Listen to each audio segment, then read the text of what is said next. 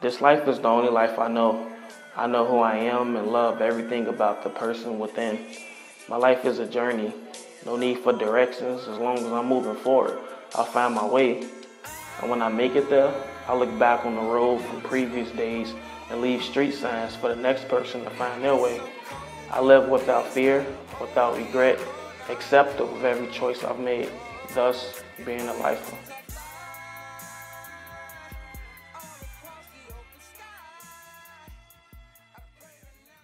"43% of young black athletes believe that they will eventually go pro, but the real statistics paint a much different story.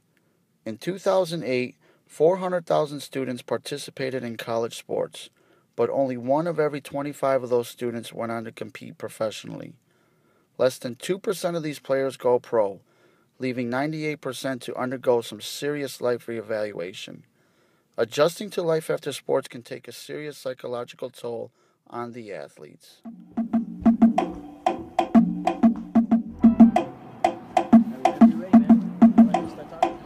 All right, well, I'm Miles, man. Miles Stroter.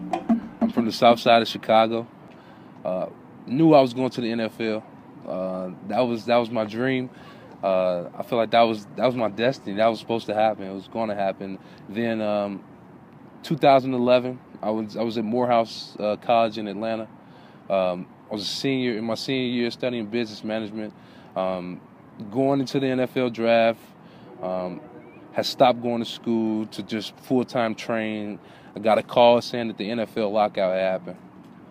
Yeah, so with Morehouse being a small school, that kind of like took a toll on my whole everything, because now the scouts and the NFL teams were looking for all that they could get right away from the big schools, and so they kind of overlooked the small schools when it happened.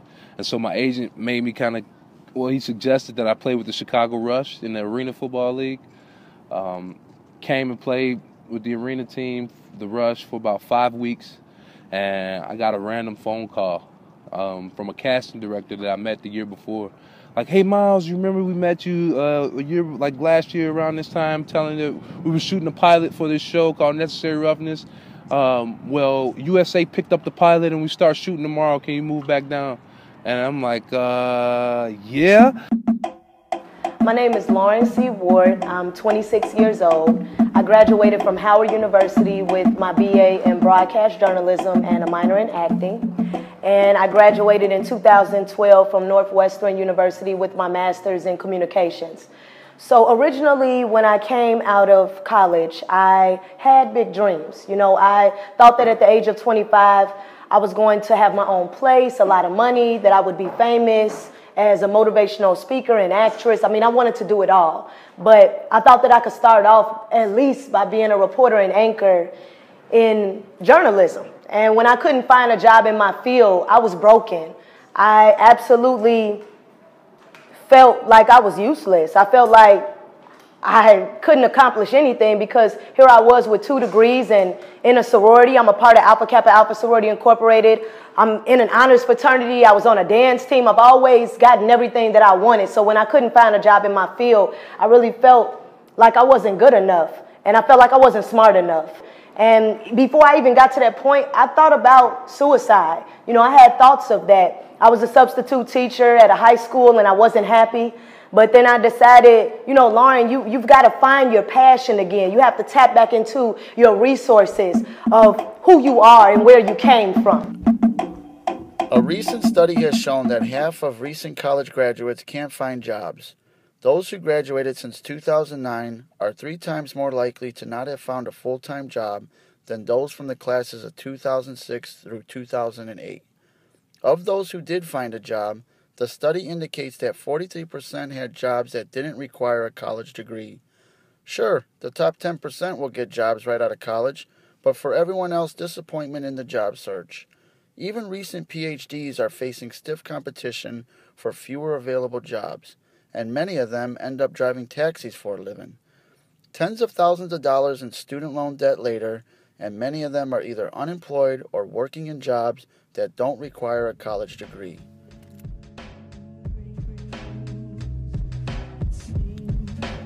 Obesity is the second leading cause of preventable death in the United States, close behind tobacco use. An estimated 300,000 deaths per year are due to the obesity epidemic. The U.S. spends about $210 billion a year on obesity-related diseases.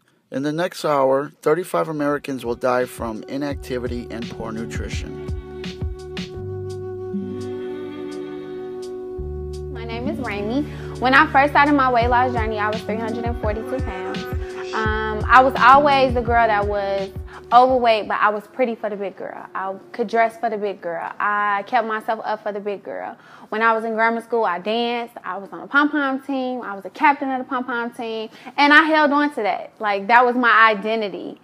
And I loved that until after I stepped on the scale and it read 342. And that's when I realized, okay, Ramie, this is a problem. Like, you got to get yourself together. So I started eating different. I started changing up my whole mindset. I fell more in love with myself, and I fell in love with the process. And when I fell in love with that process, the results just started coming. I never thought that I would ever be an inspiration to people, and that's what really kept me thriving and kept me going. When people started realizing what I was doing, because I started this off just for myself, but when people started realizing what I was doing and saw me as an inspiration, it kept me going. I love this process. I love this journey, and I'm just embracing everything as it comes. At least 10% of children are bullied regularly. 1 in 3 students report being bullied during the school year. Most children who are bullied do not report it. The reasons for being bullied reported most often by students were looks, body shape, and race.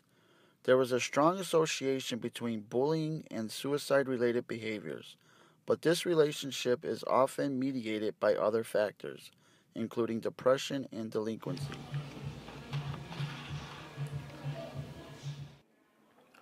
I go by the name of Chitown Virus.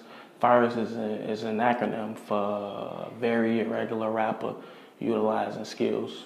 For anybody that's familiar with my music, probably know my background. But for those who isn't, who aren't, basically I'm a rapper with speech impediment. And I talked about it on my first video. It's entitled Breakdown. Basically the situation was like, I was in the bed with my grandfather when he passed away. And at that moment, I couldn't really get my words out properly for whatever reason. I remember hating him for it. You know, I got teased for it a lot. You know, kids could be cruel at times. I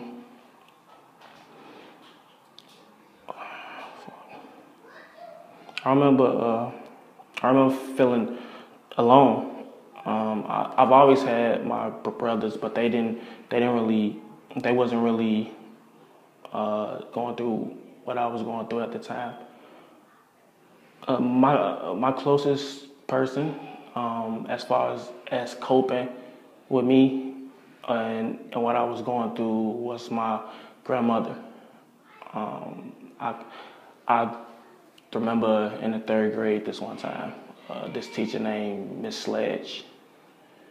I was probably in the back of the class talking or whatever, doing something I had no business doing, and for whatever reason, you know, I was talking when I shouldn't have been there, and she said something in the lines of, for a person who could barely talk, you sure don't know how to shut up, and I remember the kids, you know, laughing and everything, and it is what it is. But I went home that day, and I was sitting in my grandma's rocking chair, and she asked me what was wrong with me,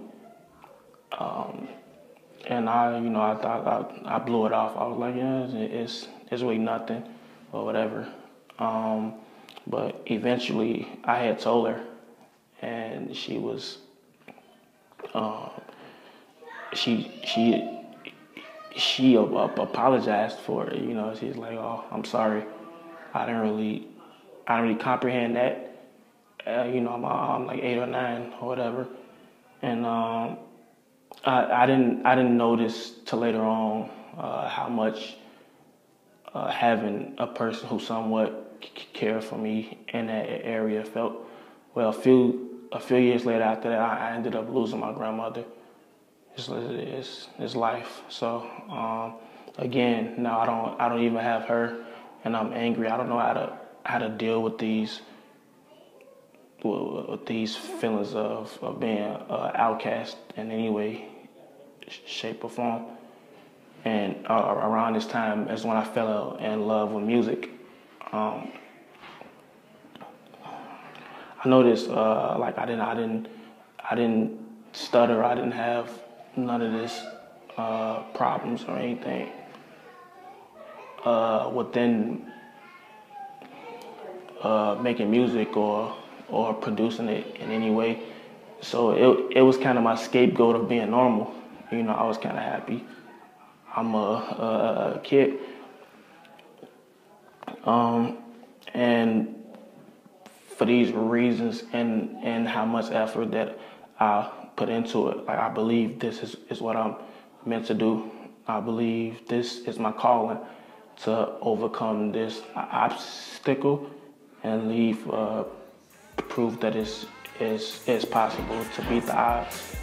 Starving for the longest, challenged to take my first bite. Living in the darkness, challenged to be the first light. Took a lot of L's, was challenged to win my first fight. Overcoming these obstacles, challenges I